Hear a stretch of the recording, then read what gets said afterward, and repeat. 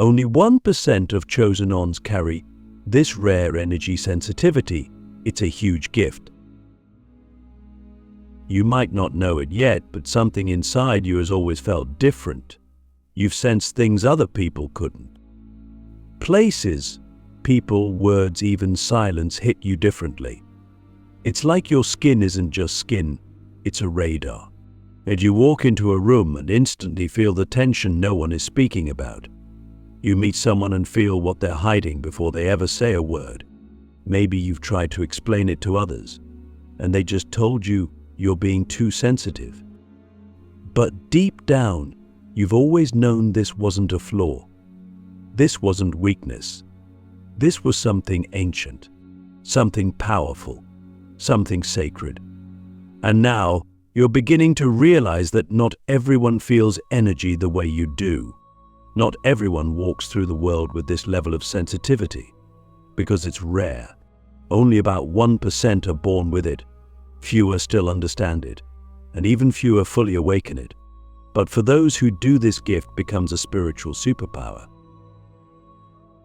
This rare energy sensitivity is not just about picking up vibes or being intuitive. It goes far beyond that. It's about being attuned to the invisible architecture of reality. It's about being able to feel the fluctuations in the collective field. It's about knowing things without knowing how you know them. And yes, it can be overwhelming, because this gift doesn't come with instructions. It doesn't come with a manual. It just comes with moments. Moments where you feel too much. Moments where the world is too loud. Moments where you feel like you're drowning in emotions that aren't even yours. But what if I told you that those very moments are signs? Not of your weakness, but of your awakening. What if I told you that your sensitivity is not a burden, but a key? Click subscribe to this channel to get more profound spiritual lesson. Let me ask you something very real. Have you ever cried in public and not known why? Or felt physically ill after being around certain people or in certain places? Have you ever had a dream that later came true? Or felt someone's pain as if it were your own? These are not coincidences. These are confirmations. You are tuned into the subtle frequencies most people miss. And the reason it feels heavy is because you haven't yet learned how to wield it. But once you do, everything changes. You stop absorbing energy and start reading it. You stop drowning in emotion and start decoding it. You stop avoiding your gift and start activating it. Here's the truth: most spiritual teachers won't tell you this kind of sensitivity requires discipline. It's not enough to feel energy. You have to learn how to move it, balance it, and transmute it. Just like a musician must learn how to control their instrument, you must learn how to control your field. Because when you're that sensitive, the world can either be a source of constant chaos or a canvas of deep cosmic connection. And that choice, it comes down to awareness and practice. You might be wondering why only 1% carried this level of sensitivity. Why were you given this? Why you? The answer isn't because you're special in the way the ego wants to believe. It's because your soul chose a path of service through frequency. You were encoded to be a receiver and transmitter of energy. You were meant to feel deeper so you could guide others who are numb. You were meant to carry this sensitivity not to suffer, but to sense what others can't take, and then show them how to feel again. That's your power. That's your mission. But first, you must learn to master your own frequency. That means boundaries. That means saying no when you feel your energy leaking. It means curating your environment like your life depends on it, because it does. It means choosing people, places, and practices that nourish your sensitivity instead of draining it. You are not here to be everything to everyone. You're here to be deeply aligned with your own truth, and from there, everything else flows. There's a reason most people avoid this level of sensitivity. It's raw. It's vulnerable. It exposes you. But it also frees you. It gives you access to divine intelligence, to intuitive downloads, to cosmic alignment that others can't even comprehend. You become a conduit, a channel, a bridge. And when you learn to trust this connection, miracles happen. You know when to move. You know when to rest. You know when to speak and when to be silent. You begin to live in harmony with the current of life itself. But let me be honest with you, this path is not for the faint of heart. There will be days you wish you couldn't feel so much. Days you'll want to numb it all and go back to sleep. But you won't. Because once you wake up to this gift, you can't unknow it. You can't unfeel it. You either learn to master it or you suffer under the weight of it. That is the choice every rare sensitive must make, to become the victim of their gift or the vessel of it. So I ask you, what would happen if you fully embraced this sensitivity? What would your life look like if you stopped apologizing for feeling deeply? What would change if you stopped hiding your gift and started honing it? Because the truth is, you're not broken, you're not weak, you're not too much, you're just tuned in. You're just awake in a world that's still sleeping. And when you stop seeing that as a curse and start seeing it as a calling, the energy around you begins to shift. You begin to attract others who are also awakening. You begin to walk with clarity, with grace, with power. And suddenly your path becomes clear, not because it got easier, but because you got stronger. This is only the beginning. The activation has started. And in the next stage, we'll go deeper. Because now that you know you carry this rare energy sensitivity, the real question becomes, what do you do with it? The Energy Alchemist: How to Transmute Sensitivity into Spiritual Power. So now you know. You're part of the rare 1% who harbors deep, almost unexplainable energy sensitivity. But awareness alone is not enough. It's a spark, yes, but to make it a flame, you must become an alchemist. You must learn to take the raw, overwhelming sensations that often feel like a curse and turn them into spiritual fuel. This is where the path truly begins. Because energy sensitivity without mastery is chaos. But energy sensitivity with conscious intention, that's divine power. That's the kind of power that can shift timelines, heal people with your presence, and align entire realities simply by how you show up. But first, you have to stop running from what you feel and start working with it. The first step in becoming an energy alchemist is to stop absorbing and start observing. Most highly sensitive souls are like sponges. You walk into a room and you soak it all up: the joy, the grief, the confusion, the fear. You think it's yours, but it's not. It's just passing through you. You were never meant to hold all of it. You were meant to feel it, read it, and release it. Think of yourself as a filter, not a container. When you begin to observe energy instead of unconsciously absorbing it, you create space. And in that space, you reclaim your power. But how do you do that in real time, when the world hits so heavy, so fast? You train your nervous system to become a sanctuary. This means grounding becomes your daily ritual, not just something you do occasionally, but a lifestyle. You anchor into your body through breath, through movement, through presence. You learn to listen to your body as the first oracle, because it always tells the truth. When the energy around you spikes, instead of spiraling, you drop in. You feel your feet. You slow your breath. You return to your center. This is where your power lives, not in reacting, but in rooting. Now here's the secret most people never realize. The more sensitive you are, the more responsibility you carry. Your gift is not just a sensory ability, it's a leadership role in frequency. Meaning, you don't just read energy, you influence it. Energy doesn't lie, and neither can you. If your internal world is chaotic, no affirmation or crystal will override that.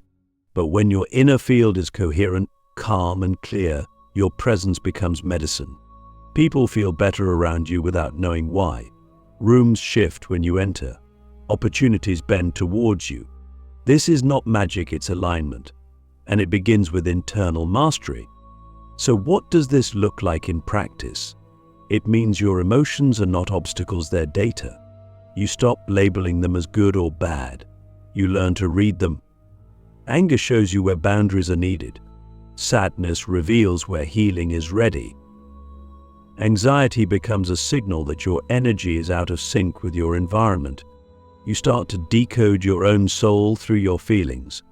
This is emotional intelligence upgraded to a spiritual operating system. And once you start living like this, you stop fearing your sensitivity and start wielding it like a compass. But here's where it gets even deeper. When you become a true energy alchemist, you begin to use your gift not just for yourself, but for others. You walk into spaces and intentionally lift the vibration. You hold space for others without losing yourself. You learn to cleanse energy like a sacred ritual. Through breath, intention, movement, and sound, you start to transmute stagnant energy into clarity, fear into presence, chaos into coherence. You become a living frequency tuner. And that changes everything, not just for you, but for everyone you touch. Let me ask you something important. What would shift in your life if you stopped being afraid of your sensitivity and started treating it like a sacred tool? What decisions would you make differently? What boundaries would you hold more fiercely? What kind of love would you finally allow yourself to receive? Because here's the truth, your sensitivity is not here to break you. It's here to break you open. Open to deeper love. Open to higher truths. Open to your soul's mission. And your mission is not small. If it were, you wouldn't have been given such a powerful gift. The world doesn't need more numbness. It needs more awakened feelers, more conscious alchemists, more souls who are brave enough to feel everything and still choose to stand in their power. So the next time you feel overwhelmed, ask yourself, am I absorbing or observing? Am I reacting or responding? Am I collapsing under the weight of energy, or am I choosing to rise and transmute it? This is how you shift from being a victim of sensitivity to becoming a master of frequency. This is the path of the energy alchemist, and it's only just beginning. The frequency architect designing a life that matches your rare sensitivity. Once you understand that your rare energy sensitivity is a gift to be mastered, not a burden to be hidden, something begins to shift inside you. You stop asking, why am I like this? And begin to ask, how can I build a life that honors who I truly am? That's the moment you begin to evolve from an energy alchemist into something far more intentional, a frequency architect. And make no mistake, that's exactly what you are being called to become. Because your energy field isn't just something that reacts to the world, it's something that shapes it. And when you start designing your life from that truth, everything changes, not just your inner peace, but your relationships, your career, your health, your sense of purpose. You stop living by default and start living by design. To live as a frequency architect means you must become ruthlessly honest about what supports your energy and what doesn't. You can no longer afford to ignore the low vibrational spaces, relationships, and habits that drain you. Your sensitivity is too rare, too sacred, to be squandered in environments that dishonor it. You already know what doesn't feel right, the job that suffocates your soul, the friend who masks envy behind a smile, the clutter in your space that clouds your clarity. Most of us tolerate these things for too long because we think we're being nice or realistic. But you weren't born to tolerate, you were born to tune. And every time you say yes to something that dims your light, you disconnect from your power source. Your environment is your amplifier. If you're sensitive, you must treat your space like a temple. It doesn't need to be fancy. It needs to be intentional. The colors, the sounds, the smells, the light, they all speak to your nervous system. Your body is constantly listening, even when your mind is distracted. So ask yourself, does my home feel like a sanctuary or a storage unit for unresolved energy? Do I wake up and feel nourished by my space, or do I feel like I'm already under attack? These aren't aesthetic questions. These are energetic questions. And your answers determine the frequency you live in day after day. But it's not just your physical space. It's your time, your schedule, your rituals, your digital world. A frequency architect curates their entire reality to support the sensitivity they carry. You begin to see your calendar as sacred architecture. You don't just fill it with tasks. You infuse it with energy. You ask, what kind of energy do I want to wake up with, move through the day with, close the evening with? You begin to block time not just for productivity, but for energetic hygiene. Silence becomes a non-negotiable. Nature becomes nourishment. Movement becomes medicine. You stop grinding and start harmonizing. Most importantly, you begin to choose people who resonate with your truth, not your trauma. You no longer chase relationships that require you to shrink, explain, or hide your sensitivity. You start to attract people who meet you in your frequency, who inspire expansion, who reflect your growth. And when you do encounter those who don't get it, you stop trying to convert them. You bless them, and you move on. Because one of the highest forms of energetic intelligence is knowing where not to spend your energy. Let me ask you something. If you were fully responsible for the energy of your life, not just the results, not just the outcomes, but the energy, what would you change today? What would you remove? What would you add? What would you finally say no to? And most powerfully, what would you say yes to without fear? Because here's the truth, your energy sensitivity is not just about how you feel. It's about what you create. You are constantly sending out signals that shape your reality. Thoughts, emotions, intentions, they're not just private experiences. They are broadcasts. The more aligned your inner world becomes, the more coherent your outer world gets. That's not spiritual fluff. That's quantum mechanics. You are a vibrational being living in a vibrational universe. When you get that on a cellular level, you stop chasing and start attracting. You stop forcing and start flowing. Designing a life around your sensitivity is not selfish. It's sacred. Because the more supported you are, the more powerful your presence becomes. And your presence fully aligned, fully expressed, fully charged is a force of healing in this world. You don't need to preach. You don't need to convince. You just need to be. Your energy does the rest. So I invite you now to begin seeing yourself as the architect of frequency, not the victim of sensitivity. You are here to build a life that reflects your soul's unique resonance. A life that doesn't mute your gift, but magnifies it. A life that feels like a deep exhale. A life where you no longer apologize for what you feel, but stand boldly in what you know. The sacred mirror how your energy sensitivity awakens the world around you. By now, you've come to see your energy sensitivity not as a flaw, but as a rare and sacred tool. You've learned to observe instead of absorb, to transmute instead of tolerate, and to architect a life that supports your unique frequency. But this journey isn't only about self-mastery, it's about service. Because your sensitivity, once activated and aligned, becomes a mirror for the world. A mirror so clear, so honest, that others can't help but see themselves more deeply in your presence. This is the final evolution of the gift, when your energy stops being just for you and becomes a catalyst for awakening in others. You've probably noticed it already, even if you didn't have the words for it. People open up to you without knowing why. Strangers tell you their life stories. Friends come to you not for answers, but for your presence. You walk into a space and something shifts. Not because you did anything loud or dramatic, but because your energy carries a silent, undeniable truth. You reflect to others the parts of themselves they've forgotten or ignored. That's the power of sacred sensitivity. It doesn't demand attention, it invites remembrance. But this level of presence comes with responsibility. Because when you act as a mirror for others, you will reflect both their light and their shadow. Some will be grateful. Others will resist. Some will be drawn to your energy like a moth to a flame, while others might be triggered by your peace because it highlights their chaos. You have to be okay with that.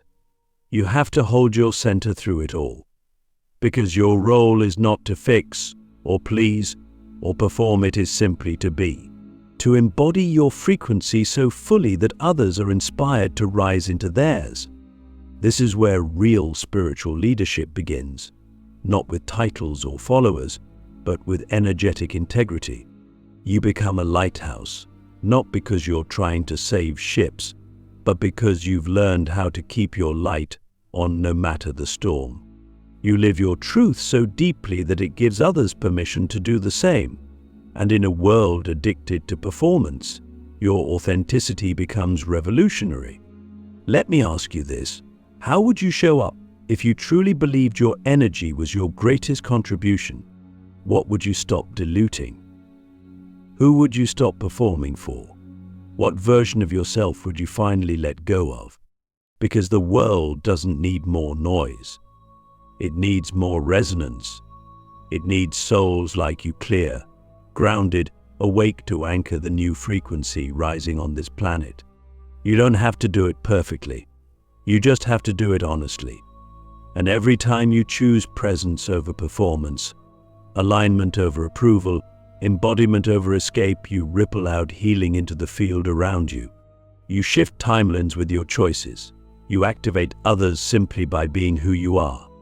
So don't underestimate your gift. Don't downplay your sensitivity. Don't hide your light to make others comfortable. You were never meant to blend in. You were meant to reflect what's possible. You were meant to awaken remembrance in others.